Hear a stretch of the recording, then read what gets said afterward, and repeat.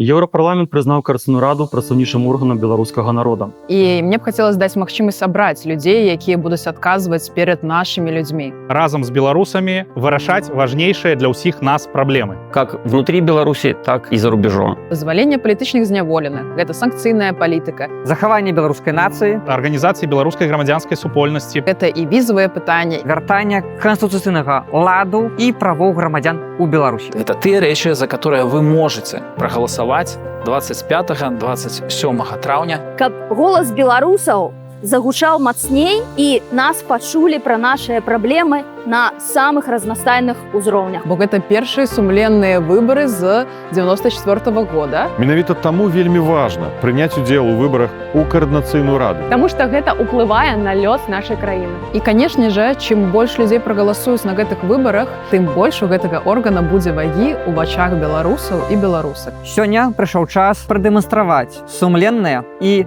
свабодныя выбары.